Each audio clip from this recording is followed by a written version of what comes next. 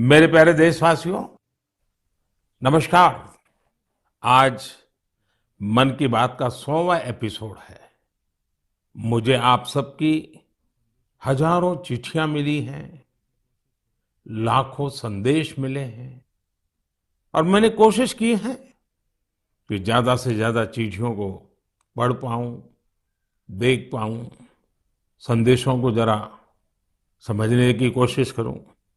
आपके पत्र पढ़ते हुए कई बार मैं भावुक हुआ, भावनाओं से भर गया, भावनाओं में बह गया और खुद को फिर संभाल भी लिया।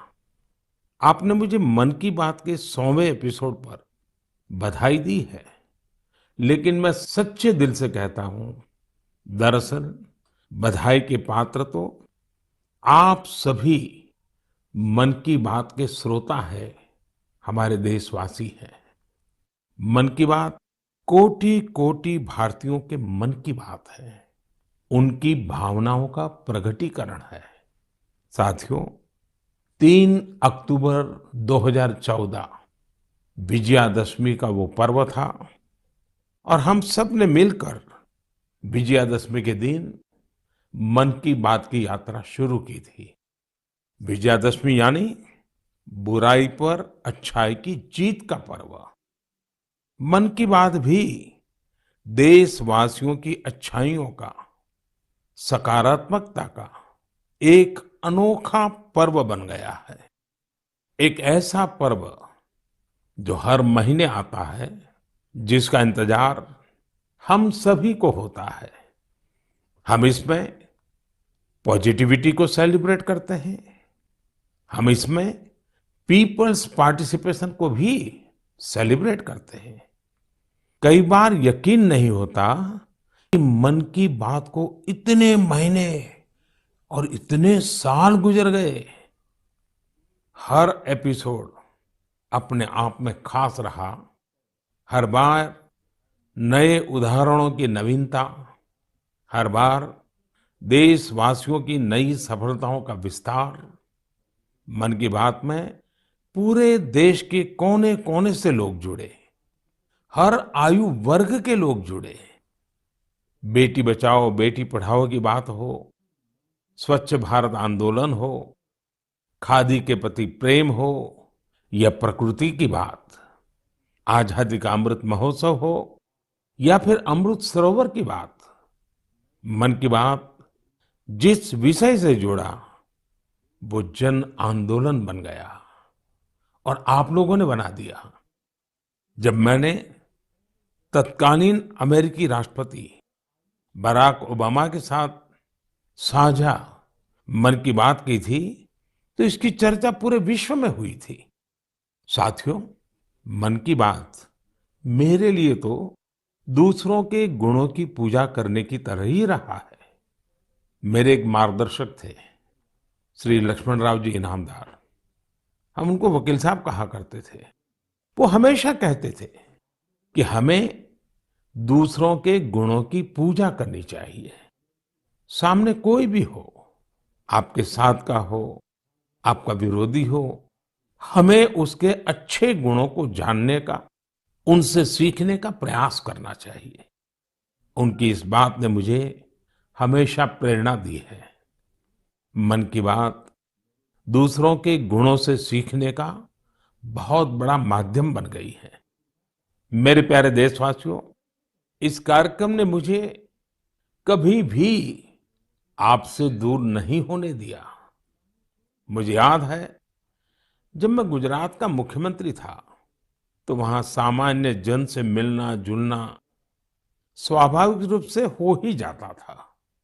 मुख्यमंत्री का कामकाज और कार्यकाल ऐसा ही होता है, मिलने जुलने के अवसर बहुत मिलते रहते हैं।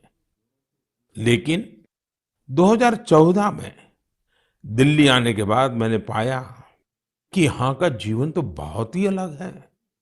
काम का स्वरूप अलग, दायित्व अलग, स्थितियां परिस्थितियों के बंधन, सुरक्षा का तामझाम, समय की सीमा। शुरुआती दिनों में कुछ अलग महसूस करता था, खाली खाली सा महसूस करता था। पचासों साल पहले मैंने अपना घर इसलिए नहीं छोड़ा था कि एक दिन अपने ही देश के लोगों से संपर्क ही मुश्किल हो जाएगा। जो देशवासी मेरा सब कुछ है, मैं उनसे ही कट करके जी नहीं सकता था। मन की बात ने मुझे इस चुनौती का समाधान दिया, सामान्य मानवी से जुड़ने का रास्ता दिया।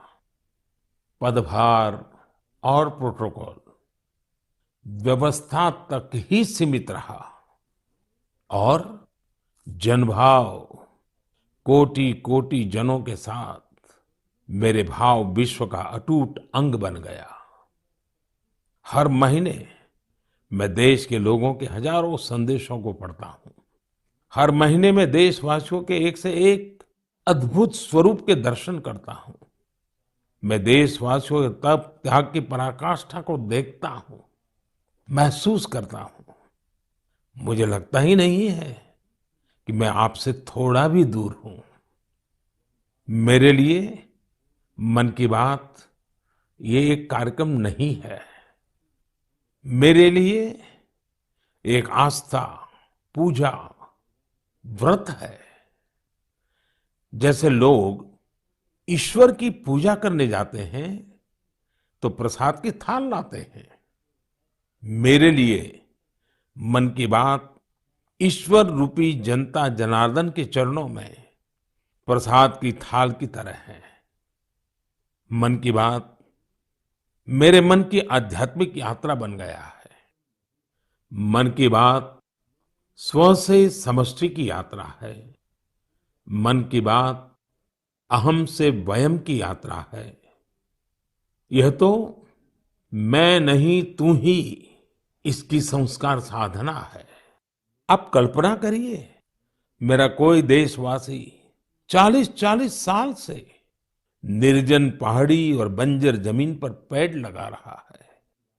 कितने ही लोग 30-30 साल से जल संरक्षण के लिए बावड़ियां और तालाब बना रहे हैं, उसकी साफ सफाई कर रहे हैं। कोई 25-30 साल से निर्धन बच्चों को पढ़ा रहा है।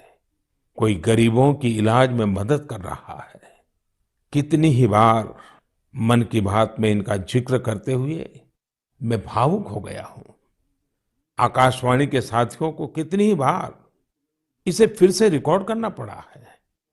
आज पिछला कितना ही कुछ आंखों के सामने आए जा रहा है। देशवासियों के इन प्रयासों ने मुझे लगातार खुद को खपाने की प्रेरणा दी है। साथियों, मन की बात में जिन लोगों का हम जिक्र करते हैं, वे सब हमारे हीरोज हैं, जिन्होंने इस कार्यक्रम को जीवंत बनाया है। आज जब हम 100वें एपिसोड के पड़ाव पर पहुंचे हैं, तो मेरी ये भी इच्छा है कि हम एक बार फिर इन सारे हीरोज के पास जाकर उनकी यात्रा के बारे में जानें। आज हम कुछ साथियों से बात भी करने की कोशिश करेंगे। मेरे साथ जुड़ रहे हैं हरियाणा के भाई सुनील जगलान जी। सुनील जगलान जी का मेरे मन पर इतना प्रभाव इसलिए पड़ा क्योंकि हरियाणा में जेंडर रेशियो पर काफी चर्चा होती थी और मैंने भी बेटी बचाओ बेटी पढ़ाओ का अभियान हरियाणा से ही शुरू किया था। और इसी बीच जब सुनील जी के सेल्फी विद डॉटर कैंपेन पर मेरी नजर पड़ी तो मुझे बहुत अच्छा लगा। मैंने भी उनसे सीखा और इसे मन की बात में शामिल किया। देखते ही देखते सेल्फी विद डॉटर एक ग्लोबल कैंपेन में बदल गया। और इसमें मुद्दा सेल्फी नहीं थी, टेक्नोलॉजी नहीं थी, इसमें डॉटर को, बेटी को प्रमुखता दी गई थी। जीवन में बेटी का स्थान कितना बड़ा होता है, इस अभियान से यह भी प्रकट हुआ। ऐसे ही अनेकों प्रयासों का परिणाम है कि आज हरियाणा में जेंडर रेशियो में सुधार आया है। आइए आज सुनील जी से ही कुछ गप मार लेते हैं। नमस्कार सुनील जी। नमस्कार सर। मेरी खुशी बहुत बढ़ गई है सर आपकी आवाज सुनकर। Sunil ji, selfie with daughter हर किसी को याद है। अब जब इसकी फिर चर्चा हो रही है तो आपको कैसा लग रहा है? प्रधानमंत्री जी, ये असल में आपने जो हमारे प्रदेश हरियाणा से पानीपत की चौथी लड़ाई बेटियों के चेहरे पे मुस्कुराहट लाने के लिए शुरू की थी, जिसे आपके नेतृत्व में पूरे देश ने जीतने की कोशिश की है, तो वाकई ये मेरे लिए और हर बेटी के पिता और बेटियों को चाहने वालों के लिए बहुत बड़ी बात है। सुनील जी, अब आपकी बिटिया कैसी है? आजकल क्या कर रही है? जी, मेरी बेटियां नंदनी और याचिका है। एक 7th क्लास में पढ़ रही है, एक 4th क्लास में पढ़ रही है और आपकी बड़ी प्रशंसक हैं। आपकी उन्होंने आपके लिए थैंक यू प्राइम मिनिस्टर करके अपनी क्लासमेट्स जो हैं लेटर भी लिखवाए थे असल में। वाह वाह वाह वाह अच्छा, बिटिया को आप मेरा और मन की बात के श्रोताओं का खूब सारा आशीर्वाद दीजिए। बहुत बहुत शुक्रिया जी, आपकी वजह से देश की बेटियों के चेहरे पे लगातार मुस्कान बढ़ रही है। बहुत बहुत धन्यवाद सुनील जी। जी शुक्रिया। साथियों, मुझे इस बात का बहुत संतोष है कि मन की बात में हमने देश की नारी शक्ति की सैकड़ों प्रेरणादायी गाथाओं का जिक्र किया है। चाहे हमारी सेना हो या फिर खेल जगत हो, मैंने जब भी महिलाओं की उपलब्धियों पर बात की है उसकी खूब प्रशंसा हुई है। जैसे हमने छत्तीसगढ़ के देउर गांव की महिलाओं की चर्चा की थी।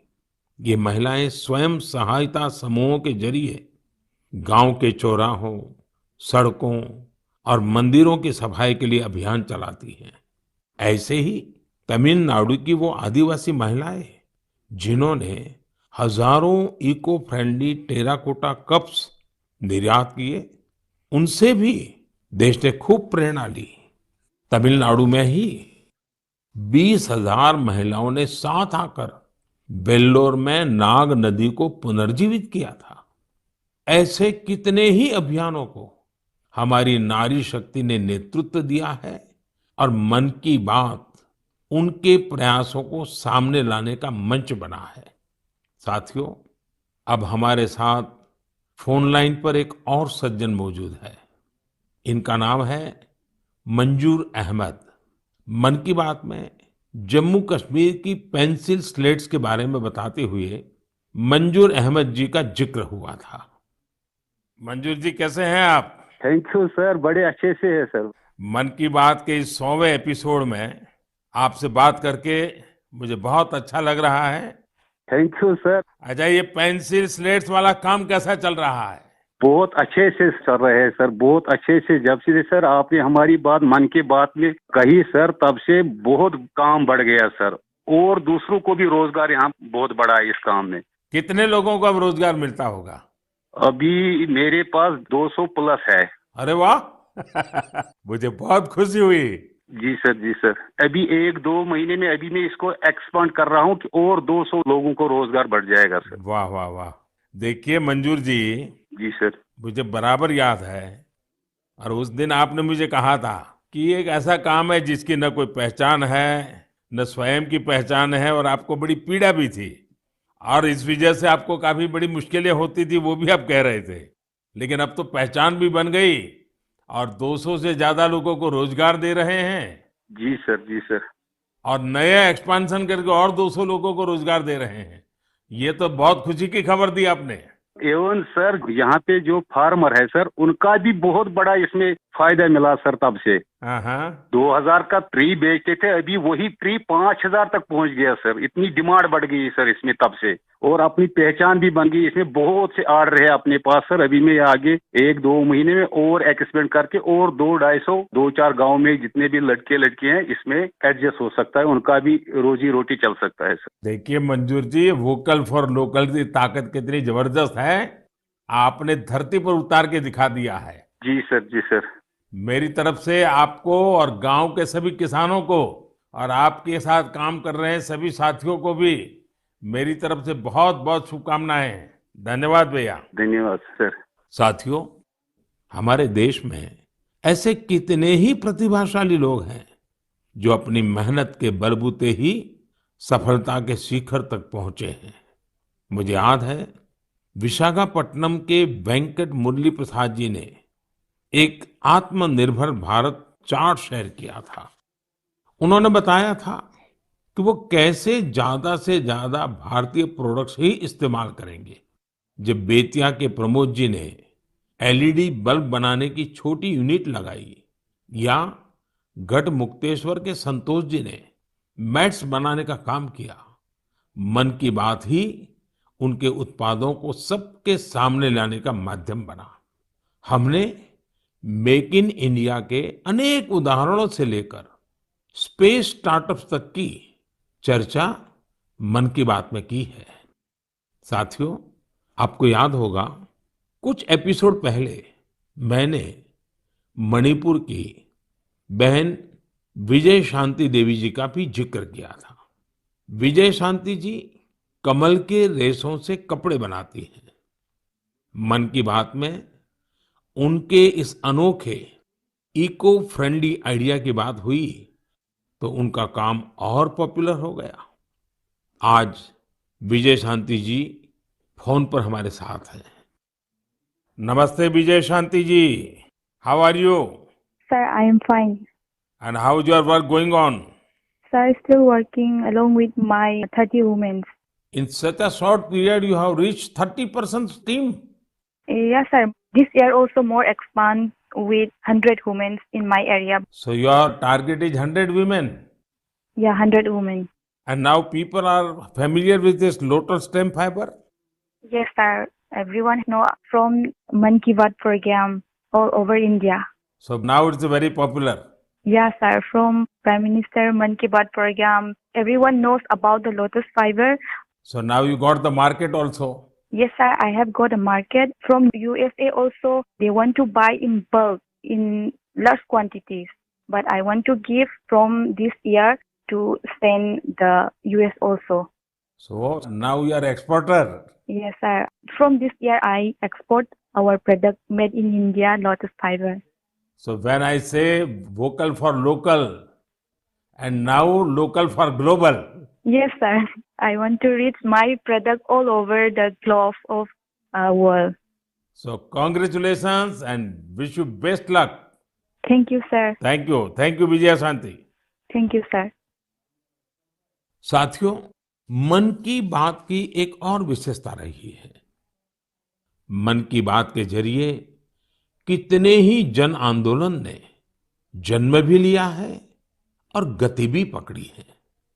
जैसे हमारे खिलौने, हमारी टॉय इंडस्ट्री को फिर से स्थापित करने का मिशन मन की बात से ही तो शुरू हुआ था। भारतीय नस्ल के श्वान, हमारे देशी डॉग्स, उसको लेकर जागरूकता बढ़ाने की शुरुआत भी तो मन की बात से ही की थी। हमने एक और मुहिम शुरू की थी कि हम गरीब छोटे दुकानदारों से मोलभाव नहीं करेंगे, झगड़ा नहीं करेंगे। जब हर घर तिरंगा मुहिम शुरू हुई, तब भी मन की बात ने देशवासियों को इस संकल्प से जोड़ने में खूब भूमिका निभाई। ऐसे हर उदाहरण समाज में बदलाव का कारण बने हैं। समाज को प्रेरित करने का ऐसे ही बीड़ा प्रदीप सांगवान जी ने भी उठा रखा है। मन की बात में हमने प्रदीप सांगवान जी की हीलिंग हिमालयज अभियान की चर्चा की थी। वो फोन लाइन पर हमारे साथ हैं। प्रदीप जी नमस्कार। सर जय हिंद। जय हिंद, जय हिंद भैया। कैसे हैं आप? सर बहुत बढ़िया, आपकी आवाज सुन के और भी अच्छी। आपने हिमालय को हील करने को सोची, हाँ जी सर। अभियान भी चलाया। आजकल आपका कैंपेन कैसा चल रहा है? सर बहुत अच्छा चल रहा है। 2020 से ऐसा मानिए कि जितना काम हम 5 साल में करते थे, अब वो 1 साल में ही हो जाता है। अरे वाह। हाँ जी सर।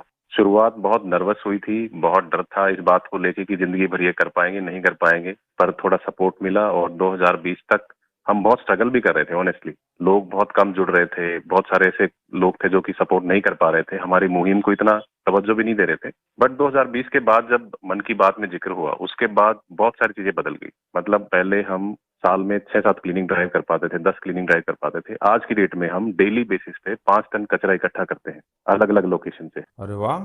मन की बात में जिक्र होने के बाद आप सर बिलीव करें मेरी बात को कि मैं ऑलमोस्ट गिव अप करने की स्टेज पे था एक टाइम पे, और उसके बाद फिर बहुत सारा बदलाव आया मेरे जीवन में और चीजें इतनी स्पीड अप हो गई कि जो चीजें हमने सोची नहीं थी।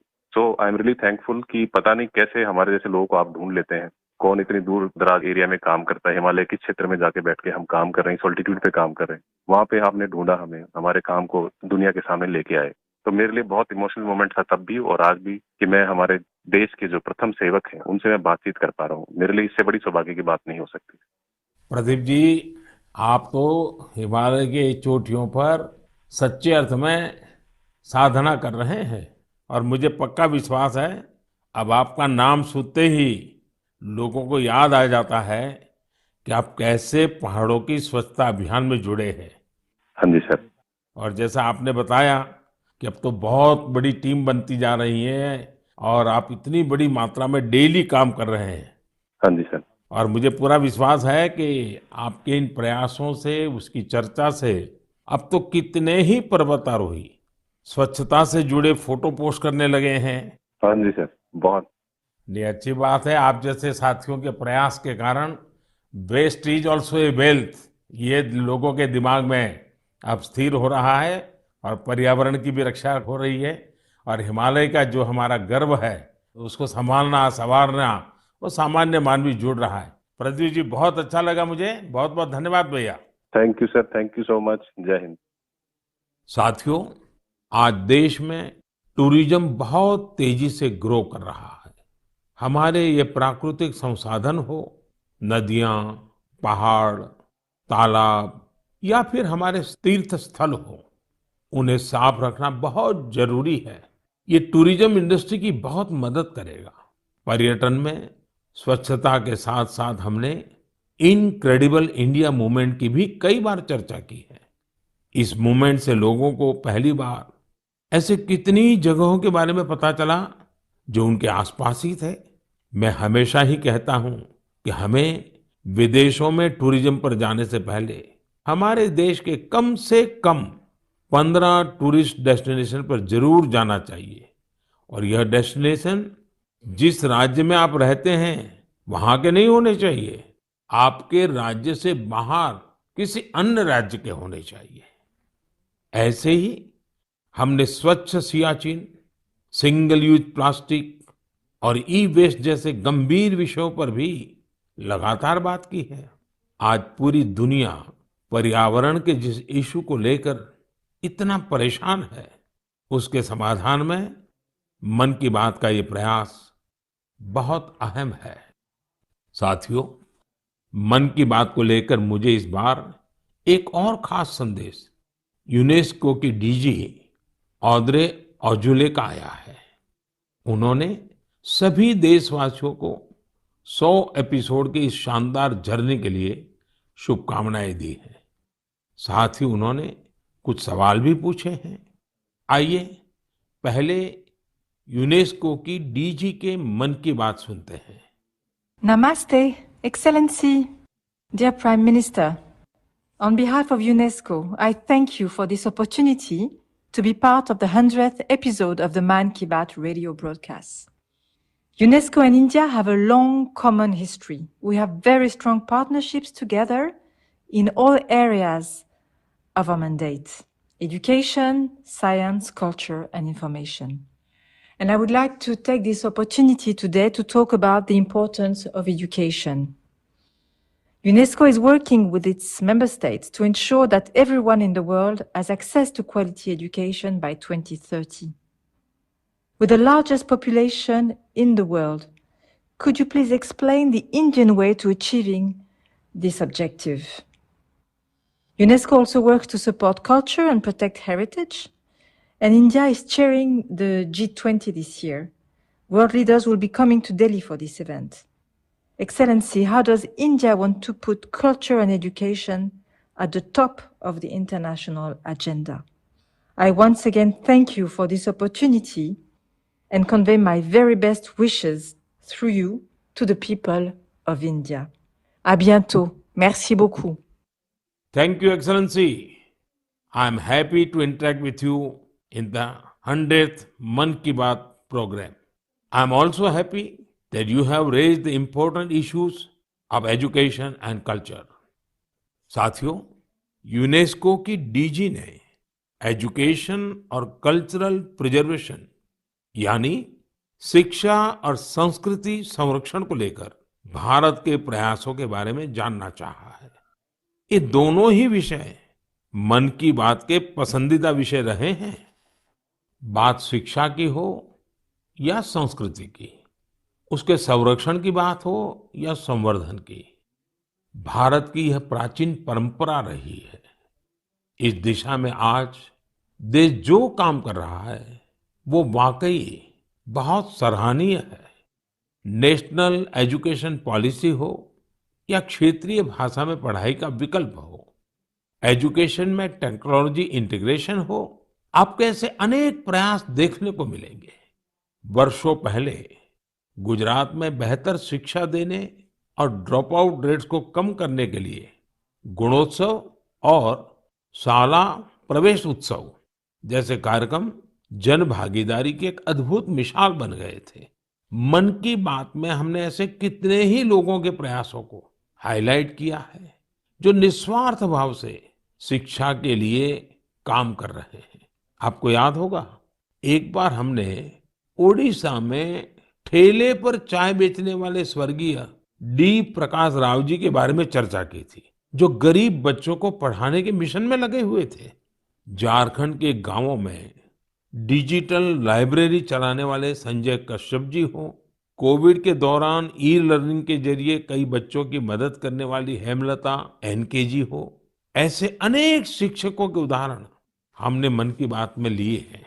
हमने कल्चरल प्रिजर्वेशन के प्रयासों को भी मन की बात में लगातार जगह दी है।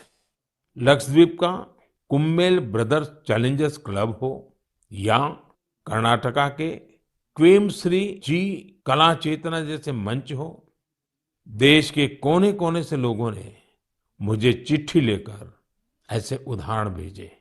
हमने उन 3 कॉम्पिटिशन्स को लेकर भी बात की थी जो देशभक्ति पर गीत, लोरी और रंगोली से जुड़े थे। आपको ध्यान होगा, एक बार हमने देश भर के स्टोरी टेलर्स से स्टोरी टेलिंग के माध्यम से शिक्षा की भारतीय